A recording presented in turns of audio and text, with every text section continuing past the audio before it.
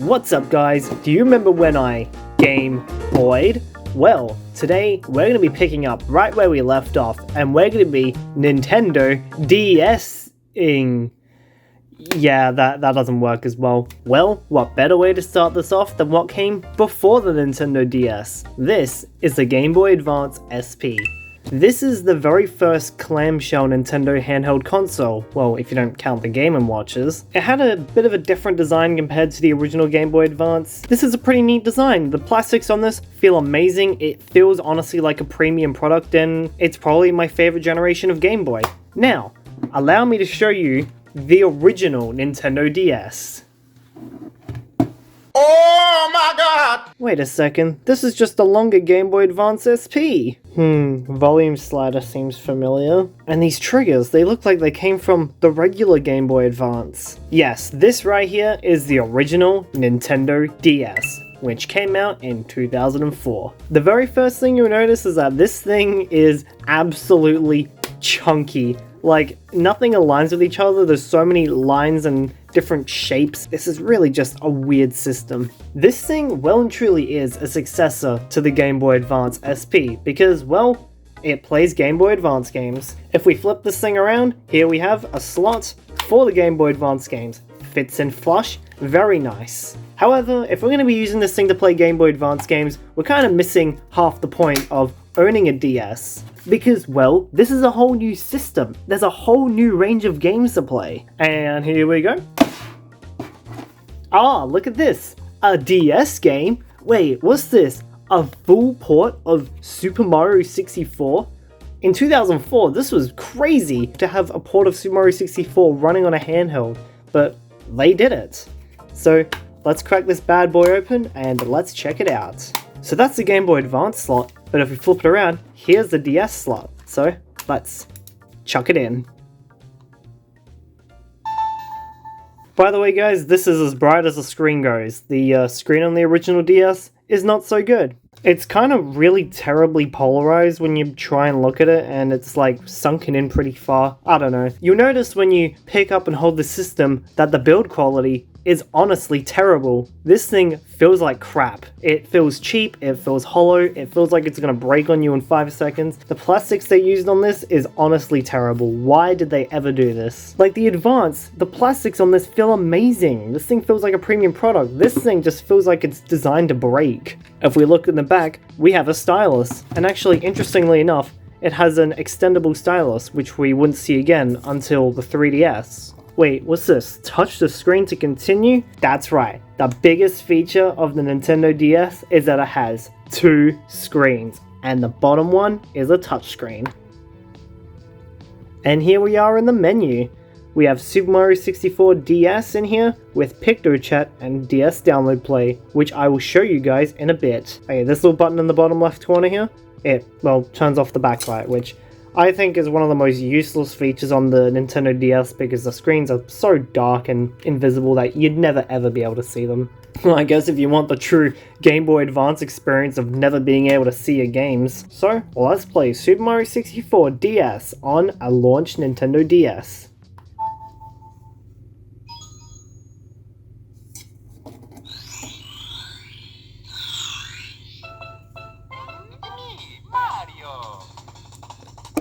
Check that out, we got Mario down here. Wow, look at that, we get to move Mario around with a touchscreen. Oh, this is so cool. Oh wow, we've really blended the poor guy here. We can actually replace Mario and draw. So let's draw something really hilarious. I bet you guys don't know what this is. And here we go. Here's a character that I just came up with now, my own original creation. And let's play around with it.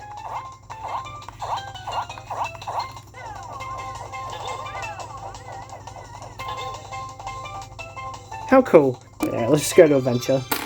And here we go. This is Super Mario 64 running on a Nintendo DS.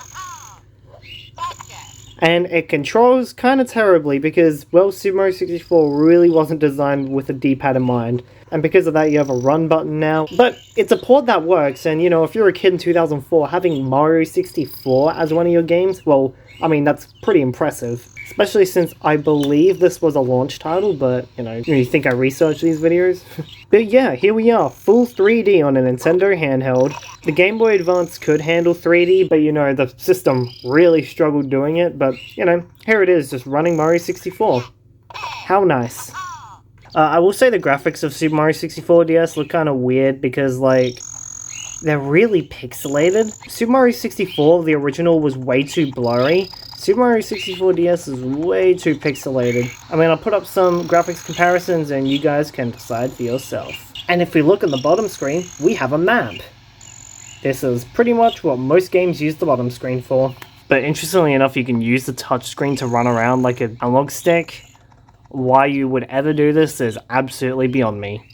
Don't do that. One interesting thing is that if we turn this off, the screen actually fades away like most of the Game Boys do. And I believe this is the very last system to do that. So yeah, the very last remnants of the Game Boy era are slowly starting to disappear with this system. And that is the original DS. This thing is absolutely bulky, unwieldy, it feels like crap, and well, I mean, it's the thing that started it all, and I don't know. But that would all change 2 years later, in 2006, with the release of the Nintendo DS Lite. This thing was so much sleeker than the original DS. I mean, if we just put these two together, it's night and day difference. This thing looks like a tool, while this thing looks like an actual sleek video game console that you can put in your pocket. And not only is this way more sleeker, it's actually way more popular as well. Much more people bought this version, and for good reason.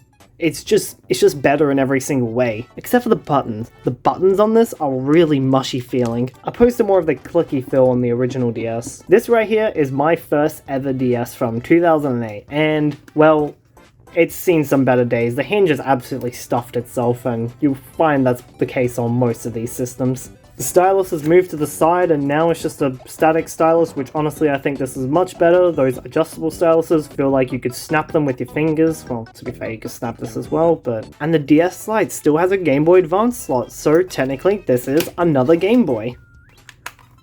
So all you need to do is pop that in here and... oh, it sticks out on the bottom. Oh, this poor hinge. My poor DS. You'll find most of these DSs with broken hinges because kids do not know how to look after their own stuff. Immediately you can tell the screen is way brighter than the original. The speakers on this system are also way better, just almost everything about this system has been improved compared to the original system. On this system, when you touch this brightness button, it would actually turn the backlight off, which I thought was always stupid. While on the DS, it does what it's supposed to do and actually changes the brightness. And look at that, the screen actually gets really bright. This is a really good brightness. You genuinely could almost play this outdoors. It's not that bright, but it's pretty good. Let's take a little look at the DS home screen. So here we have a clock, a calendar, PictoChat, DS download play, settings, an alarm, and the thing to change the brightness. I always found it interesting that you could use a DS as an alarm. I particularly never did that, but hey, it's something that you can do. And yeah, it just kind of does this. So why don't we go into system settings here? Let's take a look at what we can do. Oh, very nice. I always love this thing, the touchscreen calibration. I always kept calibrating the touchscreen when I was young because I always thought it was fun. And it felt like a little mini game in the system. You can change if the Game Boy game appears on the top screen or the touch screen. And interesting note, some people have actually taken these DSs, chopped off the top half of the DS and made what they call a Game Boy macro, where it's just the bottom half of a DS running as kind of like a souped up Game Boy, and honestly it's probably one of the best ways to run Game Boy games. Okay, so let's just say, we want to quit and go back to the menu, right? Let's quit. The system will now shut down. Yeah, in order to get back to the home screen you have to shut down the system, which I always thought was dumb. What's even the point of having a system if it's just, gonna shut down every time you want to go back to the menu? Alright, we're gonna take a look at PictoChat in a bit, but first, let's look at DS Download Play. If you were a kid in the mid to late 2000s like I was, you would already know all about this. All you need is one copy of a game to play local multiplayer with two systems. So this DS here has no software in it, but we're gonna put New Super Mario Bros. Into this console here. Here we go, New Super Mario Bros. This game was my childhood right here. Let's play it, man.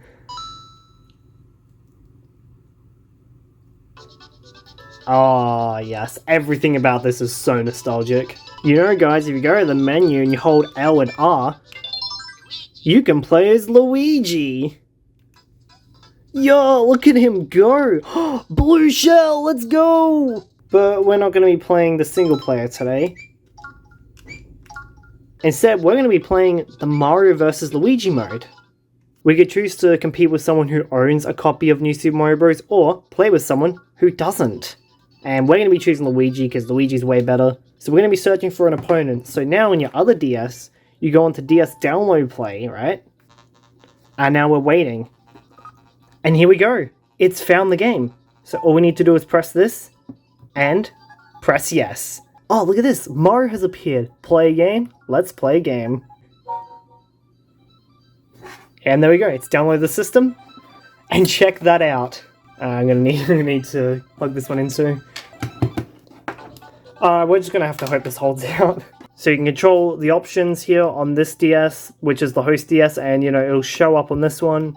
And you know, just everything shows up, it's great. We're gonna go endless. We're gonna press OK. Oh, we have to play the pipes level. We have to play the pipes level.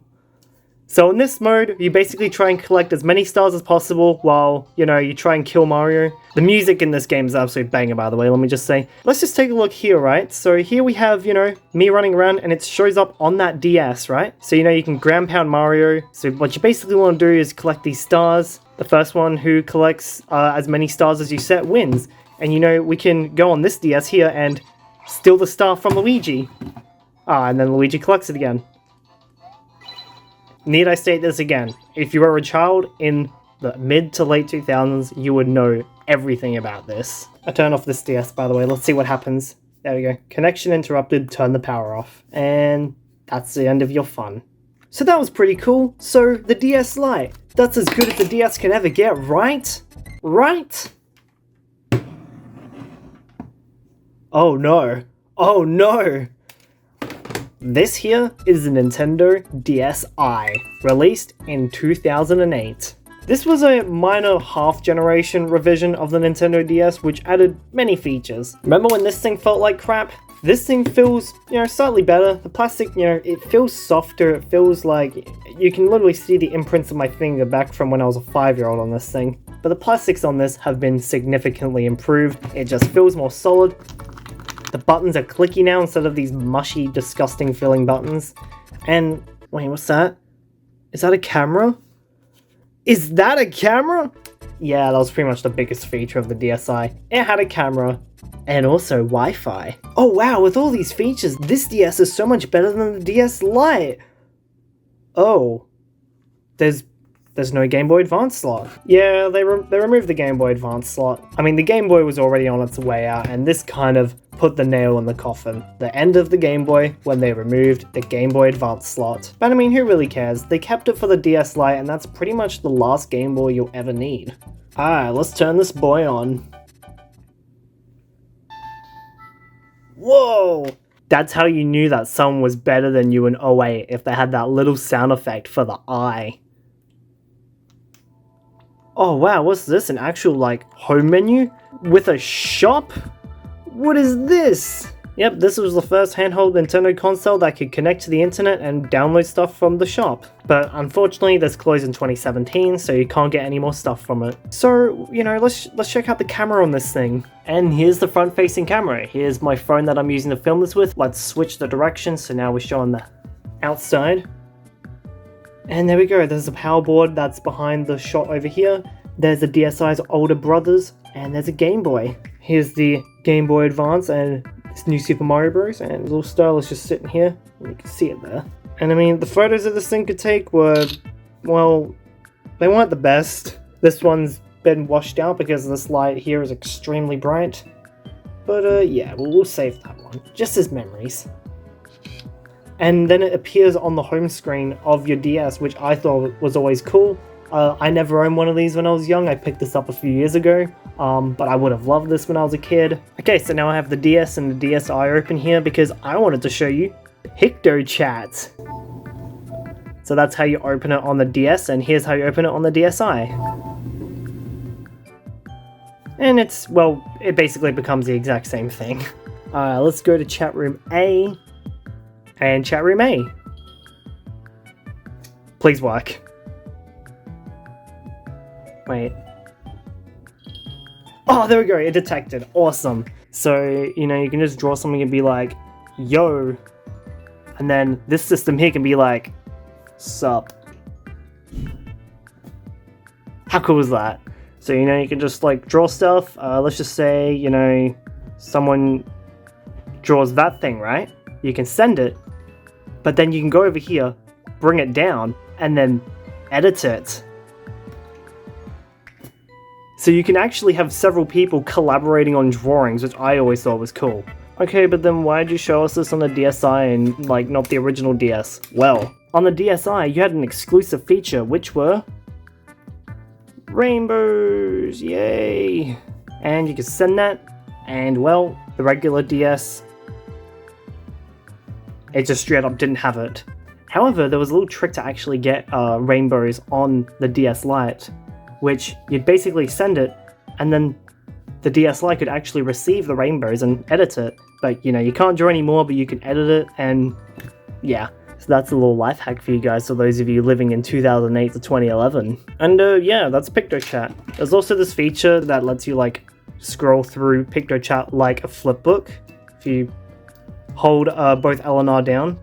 So what you'd be able to do is draw like animations and make a little flipbook kind of thing, which is cool. It's a little way to play PictoChat by yourself when you have no friends. And if I power this off,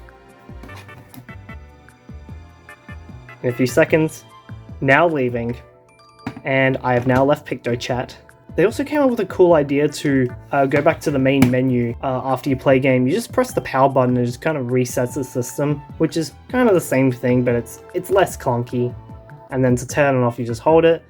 I don't know, a little weird, but that's just the way things are. And yeah, that's the DSi. It's built solid, very clicky, and yeah, that's pretty much it. It's just a much more improved DS Lite with new features and no Game Boy Advance slot. It also has an SD card slot, so you can actually take your photos and, you know, put them onto your computer or something. So here it is. This one came with 2GB Panasonic SD card. Whoops, I dropped that. And yeah. Okay, so the DSi and, you know, the DS Lite, these are great for kids, but these things appeal to everyone, right? Because you may know Nintendo's philosophy with the Wii and the DS was, you know, gaming that appealed to everyone. So maybe everyone doesn't want a system that's this tiny. What would we do? I can barely see the screen of this. Allow me to introduce to you the Nintendo DSi XL. This was a much bigger DS. When you open this up, first thing you'll notice is that this thing is just, it's so much bigger than a regular DS. It absolutely dwarfs it. Also, please ignore these sad little scratches in the screen. This just so happens to be the worst version of the two DSs that I found. Here's an example of a DSi XL with a perfect screen. But we're not going to be using this one because this one actually has some interesting software on it. Do you remember when I said that the DSi could connect to the internet? Well, there's a particular reason why I have to use this system. Let's turn it on, shall we? Now, in order to connect to the internet, you actually had to download the Nintendo DSi browser from the DSi shop. Now, as I said, the DSi shop closed in 2017, and you could kind of see why you can't connect to the internet on these anymore. However, we're in luck. This one still has the browser downloaded on it, so let's give it a shot. Powered by Opera. And here we go, now we get to just start browsing the internet on your DSi. Let's go to Google.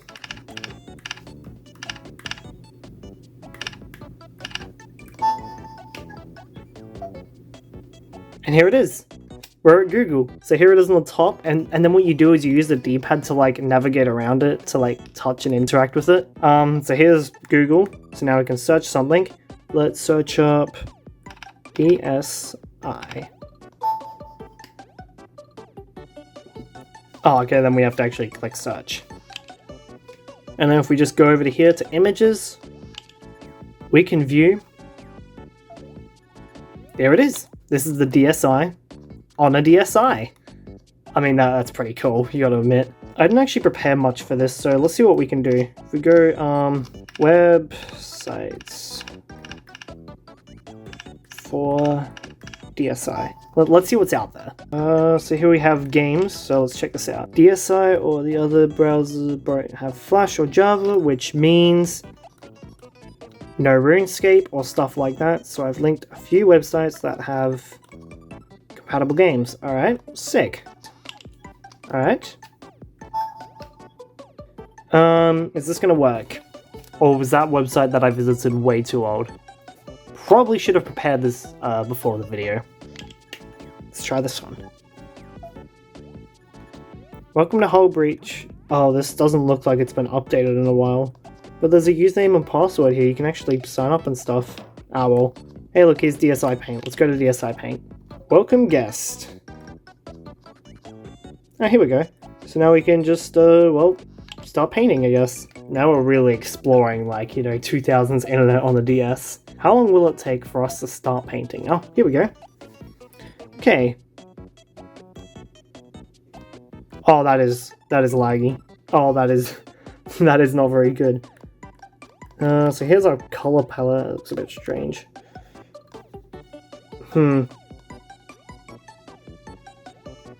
Yeah, I don't know. That is not very responsive nor very accurate. I mean, this is, web browsing on a DSi, so it kind of needs to be a little bit limited. This is made by another YouTuber. I'll have his name up on the screen here. And yeah, here we go. So what FrogFind does is it basically takes modern websites and it makes them compatible with older browsers. We're gonna go to YouTube. Let's go to my channel. Because I already know YouTube would have absolutely no hope running on this thing. Ribbit. Alright, here we have YouTube. Your browser isn't supported anymore. Update to get the best YouTube experience. Remind me later, please. Okay.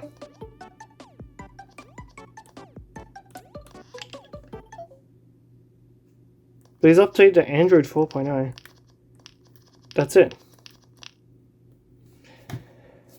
Well, there you go, guys. That's been internet browsing on a Nintendo DSi. It's okay. Pretty sure if I had more stuff prepared, this would have probably gone better, but yeah, there we go. The DSi XL was pretty much the last of the original DS systems, but it was nowhere near the end of the DS lineage. Why? Because just like with the Game Boy and the Game Boy Advance, we got a next generation DS system, the Nintendo 3DS. I'm not going to go too in depth with the 3DS in this video. I'm going to leave it to its own video because, well, I don't own all of the 3DS models yet, and I don't know if I ever will. Prices for these have been going absolutely crazy. Not long ago, you could pick up a DS Lite for only 20 bucks. Good luck trying to find one in perfect condition now. This one I picked up for $20. Good luck trying to find a DSi like this for $20 these days. This DS was so much more powerful. It added 3D support, which kind of works. It's not really that good. And it was just a much more refined system in general. A lot of the things that got pioneered on the DSi mostly carried over to the 3DS as well. It has 2 cameras now. 3DS could still play DS games. Yeah, so if you want to experience the joys of a Nintendo DS, but, don't have a DS, well, you can get a 3DS. They're a little bit more expensive, but then you get the entire 3DS range of games to play as well. And the lineage from the original DS would last all the way until the new 2DS XL released in 2017. This is pretty much the ultimate DS if you don't want 3D. I mean, this thing is absolutely stylish, especially in black. It has, I think, the biggest screens of any DS, and it's just an absolute joy to use. Here's the screen sizes next to the DSi XL, and I'd say it's pretty close, to be honest. And while I'm going to save a lot of this for the eventual 3DS video, if you have a 3DS, be sure to mod it. It's probably one of the best things you could ever do. Like, imagine playing Super Mario 64 natively on a 3DS in 60 FPS. That's just the magic of a 3DS. These things are amazing emulation machines when modded. But as I said, that will be saved for the eventual 3DS video, whenever that gets made. So there you have it. That is the original DS line. Everything from chunky and clunky to sleek and chic. My name is FrogFodoc. You can say that however you want. I don't care. That's the end of the video. Thanks for watching.